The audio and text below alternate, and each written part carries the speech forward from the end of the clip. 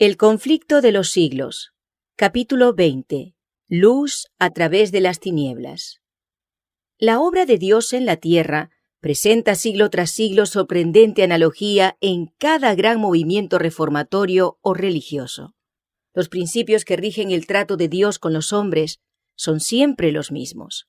Los movimientos importantes de hogaño concuerdan con los de antaño, y la experiencia de la Iglesia en tiempos que fueron encierra lecciones de gran valor para los nuestros. Ninguna verdad se enseña en la Biblia con mayor claridad que aquella de que por medio de su Santo Espíritu Dios dirige especialmente a sus siervos en la tierra en los grandes movimientos en pro del adelanto de la obra de salvación. Los hombres son en mano de Dios instrumentos de los que Él se vale para realizar sus fines de gracia y misericordia. Cada cual tiene su papel que desempeñar.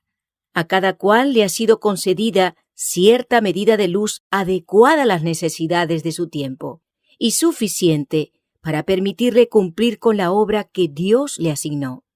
Sin embargo, ningún hombre, por mucho que le haya honrado el cielo, alcanzó jamás a comprender completamente el gran plan de la redención, ni siquiera a apreciar debidamente el propósito divino en la obra para su propia época.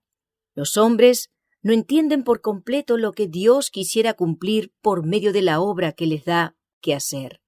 No entienden, en todo su alcance, el mensaje que proclaman en su nombre. ¿Puedes tú descubrir las cosas recónditas de Dios? ¿Puedes hasta lo sumo llegar a conocer al Todopoderoso?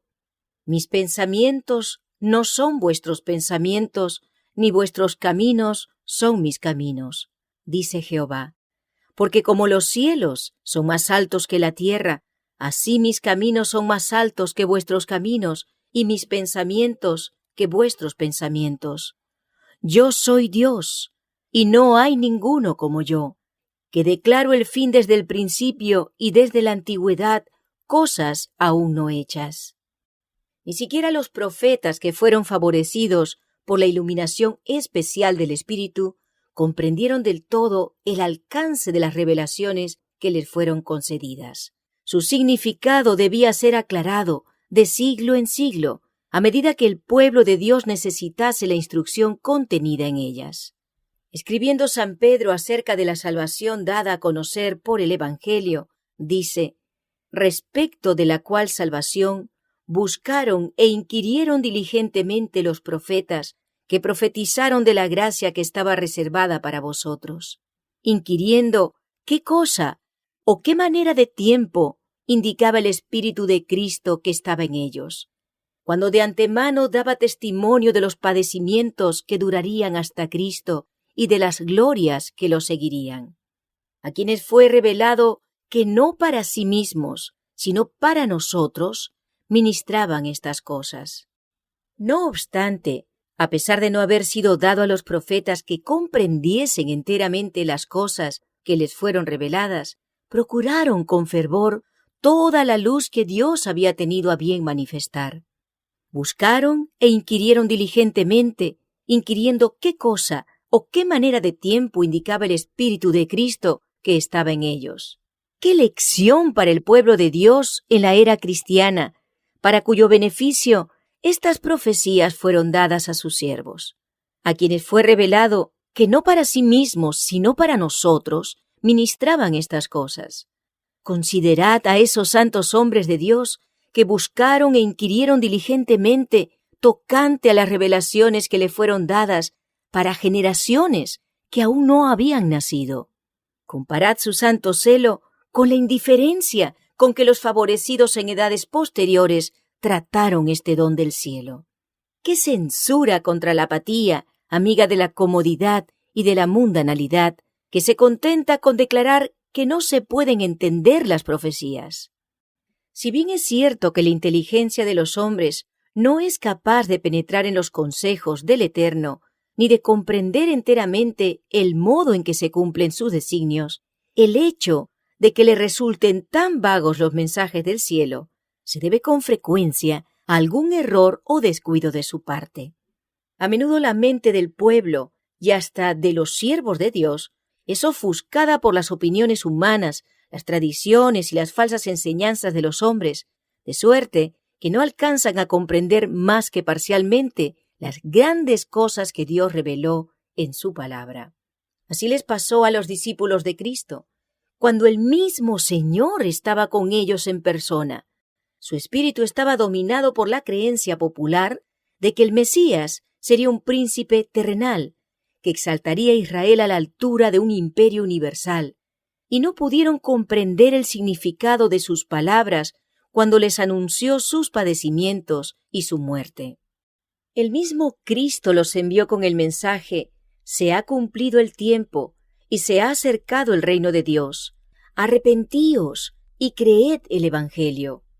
El mensaje se fundaba en la profecía del capítulo 9 de Daniel. El ángel había declarado que las 69 semanas alcanzarían hasta el Mesías príncipe, y con grandes esperanzas y gozo anticipado, los discípulos anhelaban que se estableciera en Jerusalén el reino del Mesías, que debía extenderse por toda la tierra. Predicaron el mensaje que Cristo les había confiado, aun cuando ellos mismos entendían mal su significado.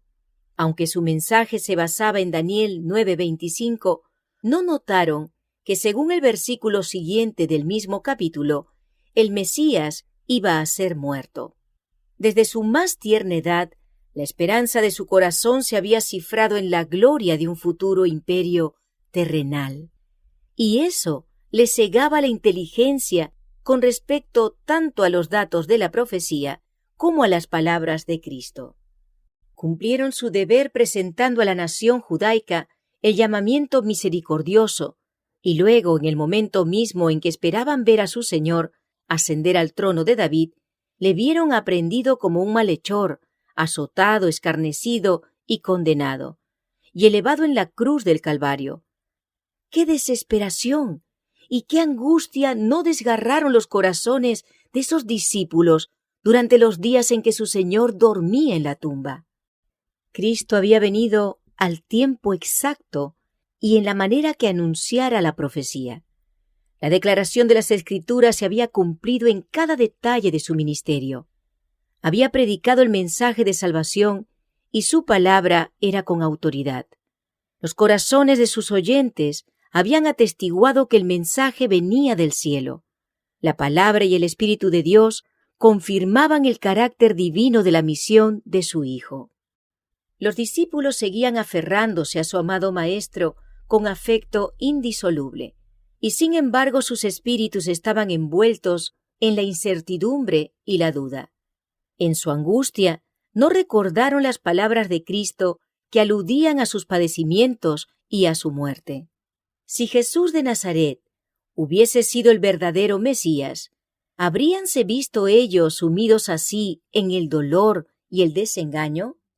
Tal era la pregunta que les atormentaba el alma mientras el Salvador descansaba en el sepulcro durante las horas desesperanzadas de aquel sábado que medió entre su muerte y su resurrección. Aunque el tétrico dolor dominaba a estos discípulos de Jesús, no por eso fueron abandonados. El profeta dice: aunque more en tinieblas, Jehová será mi luz.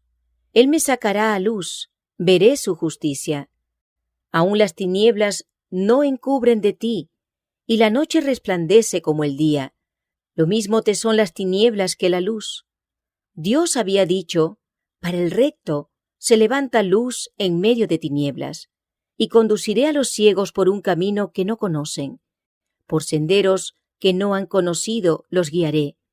Tornaré tinieblas en luz delante de ellos, y los caminos torcidos en vías rectas.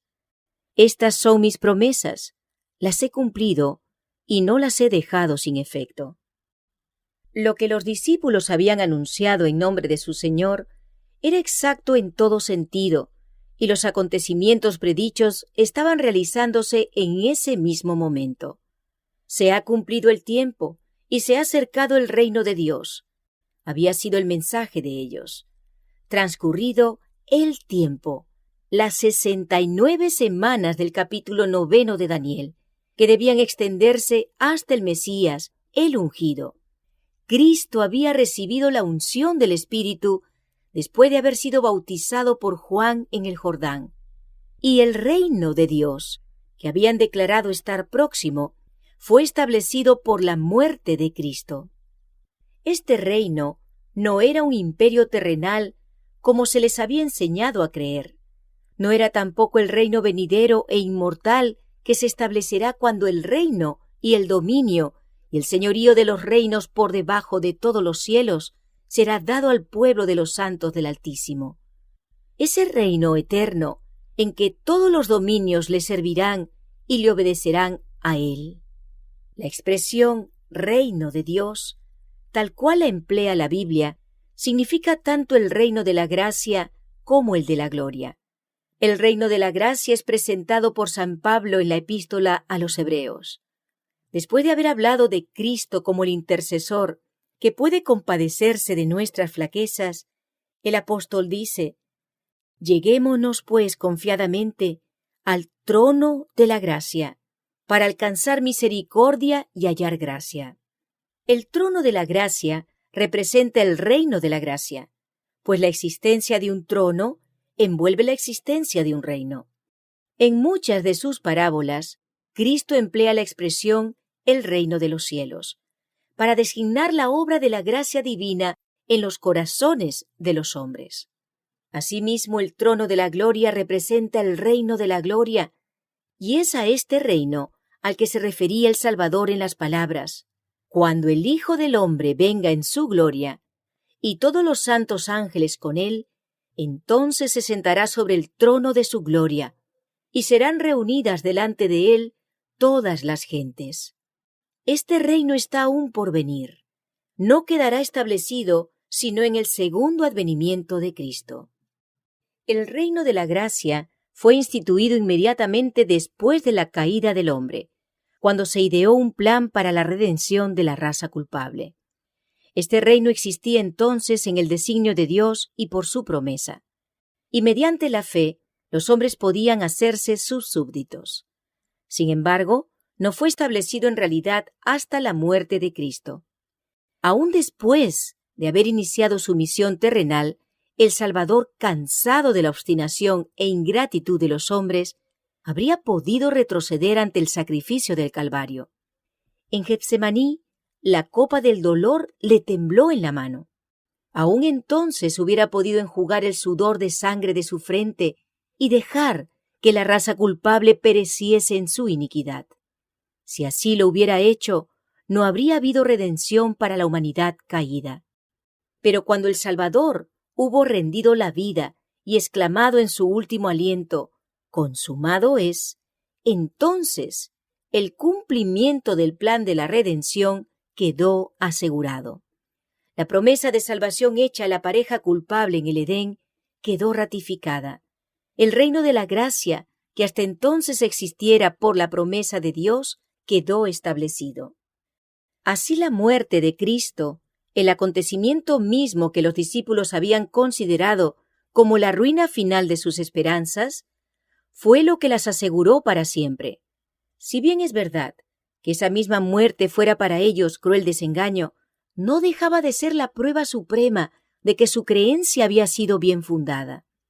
El acontecimiento que los había llenado de tristeza y desesperación fue lo que abrió para todos los hijos de Adán la puerta de la esperanza, en la cual se concentraban la vida futura y la felicidad eterna de todos los fieles siervos de Dios en todas las edades. Los designios de la misericordia infinita alcanzaban a cumplirse hasta por medio del desengaño de los discípulos.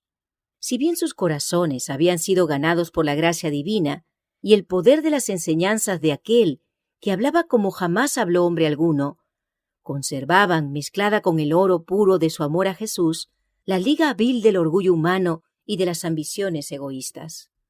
Hasta en el aposento de la cena pascual, en aquella hora solemne en que su maestro estaba entrando ya en las sombras de Getsemaní, hubo también entre ellos una contienda sobre quién de ellos debía estimarse como el mayor. No veían más que el trono, la corona y la gloria, cuando lo que tenían delante era el oprobio y la agonía del huerto el pretorio y la cruz del Calvario. Era el orgullo de sus corazones, la sed de gloria mundana, lo que les había inducido a adherirse tan tenazmente a las falsas doctrinas de su tiempo y a no tener en cuenta las palabras del Salvador que exponían la verdadera naturaleza de su reino y predecían su agonía y muerte. Y estos errores remataron en prueba, dura pero necesaria, que Dios permitió para escarmentarlos. Aunque los discípulos comprendieron mal el sentido del mensaje y vieron frustrarse sus esperanzas, habían predicado la amonestación que Dios les encomendara, y el Señor iba a recompensar su fe y honrar su obediencia, confiándoles la tarea de proclamar a todas las naciones el glorioso evangelio del Señor resucitado. Y a fin de prepararlos para esta obra, había permitido que pasaran por el trance que tan amargo les pareciera. Después de su resurrección, Jesús apareció a sus discípulos en el camino de Emaús, y comenzando desde Moisés y todos los profetas, les iba interpretando en todas las Escrituras las cosas referentes a él mismo. Los corazones de los discípulos se conmovieron, su fe se reavivó, fueron reengendrados en esperanza viva, aún antes de que Jesús se revelase a ellos. El propósito de éste era iluminar sus inteligencias y fundar su fe en la palabra profética más firme. Deseaba que la verdad se arraigase firmemente en su espíritu, no sólo porque era sostenida por su testimonio personal, sino a causa de las pruebas evidentes suministradas por los símbolos y sombras de la ley típica y por las profecías del Antiguo Testamento. Era necesario que los discípulos de Cristo tuviesen una fe inteligente, no sólo en beneficio propio, sino para comunicar al mundo el conocimiento de Cristo. Y como primer paso en la comunicación de este conocimiento, Jesús dirigió a sus discípulos a Moisés y todos los profetas. Tal fue el testimonio dado por el Salvador resucitado en cuanto al valor e importancia de las Escrituras del Antiguo Testamento. ¡Qué cambio el que se efectuó en los corazones de los discípulos cuando contemplaron una vez más el amado semblante de su Maestro! En un sentido más completo y perfecto que nunca antes, habían hallado a aquel de quien escribió Moisés en la ley y asimismo los profetas. La incertidumbre, la angustia, la desesperación dejaron lugar a una seguridad perfecta, a una fe serena. ¿Qué mucho entonces que después de su ascensión ellos estuviesen siempre en el templo, alabando y bendiciendo a Dios? El pueblo, que no tenía conocimiento sino de la muerte ignominiosa del Salvador, miraba para descubrir en sus semblantes una expresión de dolor, confusión y derrota, pero sólo veía en ellos alegría y triunfo. ¡Qué preparación la que habían recibido para la obra que les esperaba! Habían pasado por la prueba más grande que les fuera dable experimentar, y habían visto cómo, cuando a juicio humano todo estaba perdido, la palabra de Dios se había cumplido y había salido triunfante. En lo sucesivo, ¿qué podría hacer vacilar su fe o enfriar el ardor de su amor? En sus penas más amargas, ellos tuvieron poderoso consuelo, una esperanza que era como ancla del alma, segura y firme. Habían comprobado la sabiduría y poder de Dios, y estaban persuadidos de que ni la muerte, ni la vida, ni los ángeles, ni los principados, ni poderes, ni cosas presentes, ni cosas por venir, ni lo alto ni lo bajo, ni ninguna otra cosa creada, podría apartarlos del amor de Dios, que es en Cristo Jesús nuestro Señor. En todas estas cosas, decían, somos vencedores, y más aún, por medio de aquel que nos amó. La palabra del Señor permanece para siempre. ¿Y quién es el que condena? Cristo Jesús es el que murió, más aún, el que fue levantado de entre los muertos, el que está a la diestra de Dios, el que también intercede por nosotros. El Señor dice, nunca jamás será mi pueblo avergonzado. Una noche podrá durar el lloro, mas a la mañana vendrá la alegría. Cuando en el día de su resurrección estos discípulos encontraron al Salvador y sus corazones ardieron al escuchar sus palabras, cuando miraron su cabeza, sus manos y sus pies, que habían sido heridos por ellos, cuando antes de su ascensión Jesús les llevara hasta cerca de Betania y levantando sus manos para bendecirlos, les dijera: «Id por todo el mundo, predicad el Evangelio a toda criatura», y agregara: «He aquí, yo estoy con vosotros todos los días hasta el fin del mundo». Cuando en el día del Pentecostés descendió el Consolador prometido, y por el poder de lo alto que les fue dado, las almas de los creyentes se estremecieron con el sentimiento de la presencia de su Señor, que ya había ascendido al cielo. Entonces, aunque la senda que seguían, como la que siguiera su Maestro, fuera la senda del sacrificio y del martirio, ¿habrían ellos acaso cambiado el ministerio del Evangelio de gracia con la corona de justicia que habían de recibir a su venida, por la gloria de un trono mundano que había sido su esperanza en los comienzos de su discipulado? Aquel que es poderoso para hacer infinitamente más de todo cuanto podemos pedir y aún pensar, les había concedido con la participación en sus sufrimientos la comunión de su gozo, el gozo de llevar muchos hijos a la gloria, dicha indecible, un peso eterno de gloria, al que dice San Pablo: «Nuestra ligera aflicción, que no dura sino por un momento, no es digna de ser comparada». Lo que experimentaron los discípulos que predicaron el Evangelio del Reino cuando vino Cristo por primera vez, tuvo su contraparte en lo que experimentaron los que proclamaron el mensaje de su segundo advenimiento.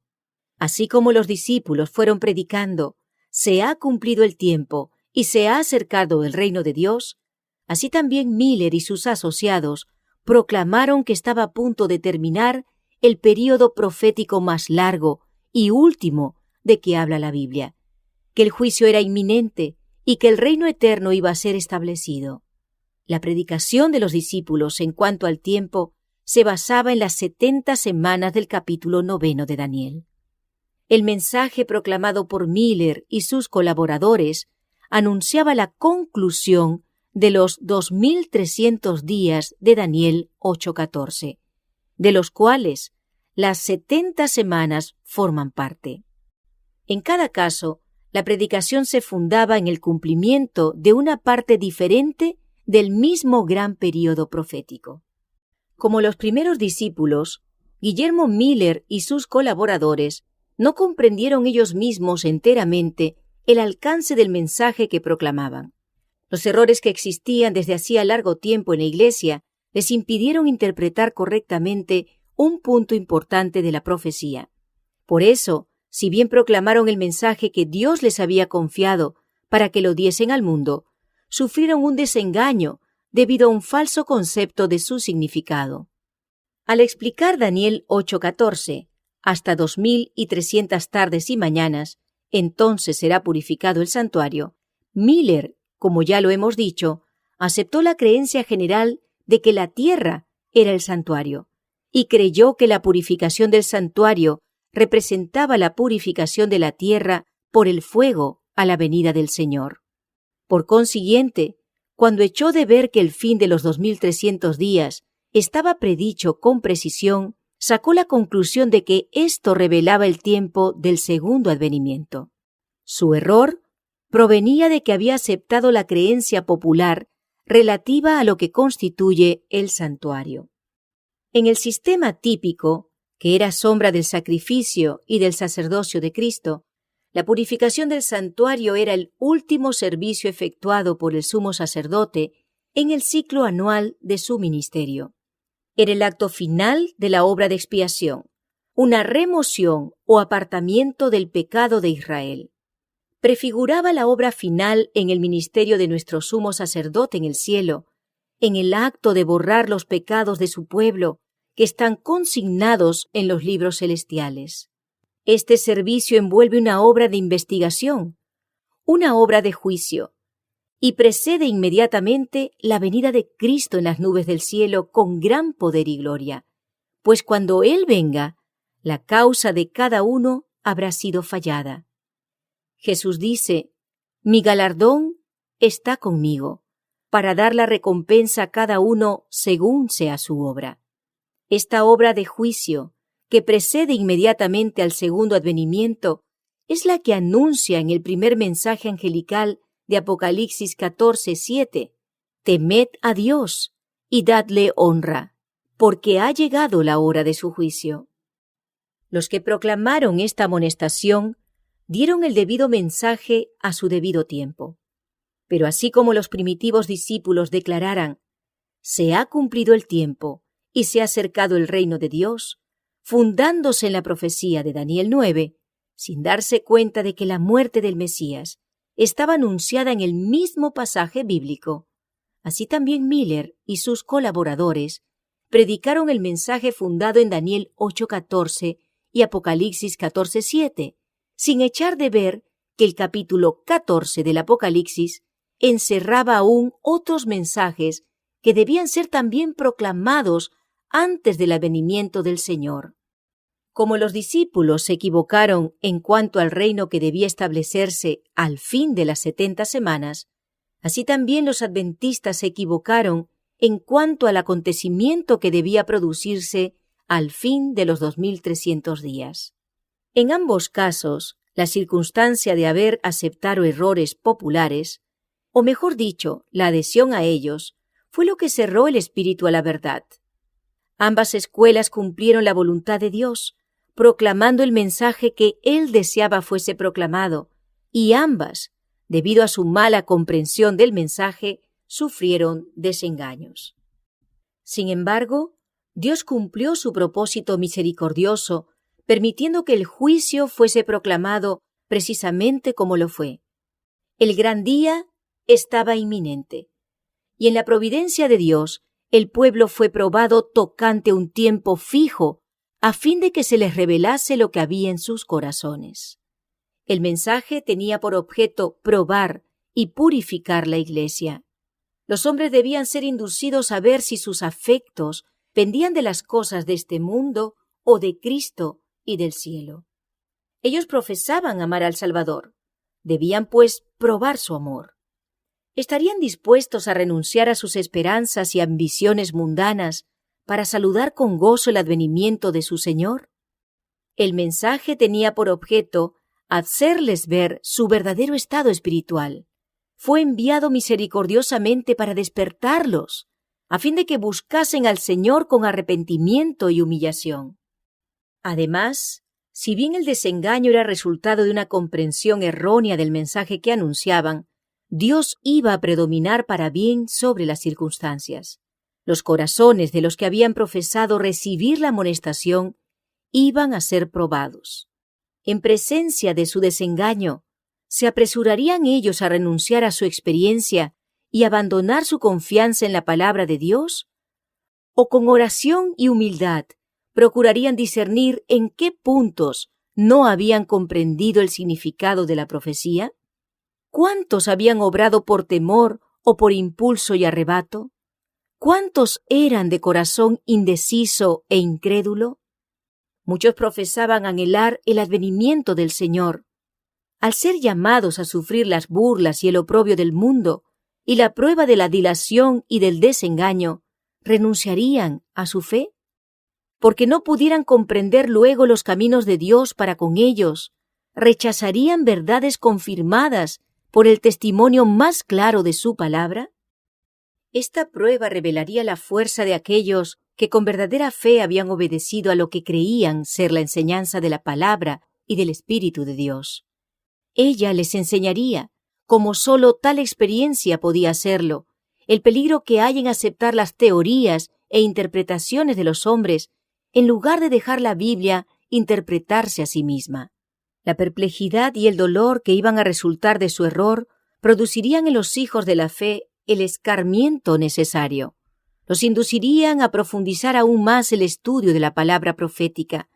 Aprenderían a examinar más detenidamente el fundamento de su fe y a rechazar todo lo que no estuviera fundado en la verdad de las Sagradas Escrituras, por muy amplia que fuese su aceptación en el mundo cristiano. A estos creyentes les pasó lo que a los primeros discípulos. Lo que en la hora de la prueba pareciera oscuro a su inteligencia, les fue aclarado después. Cuando vieron el fin que vino del Señor, supieron que a pesar de la prueba que resultó de sus errores, los propósitos del amor divino para con ellos no habían dejado de seguir cumpliéndose. Merced a tan bendita experiencia, llegaron a saber que el Señor es muy misericordioso y compasivo, que todos sus caminos son misericordia y verdad para los que guardan su pacto y sus testimonios.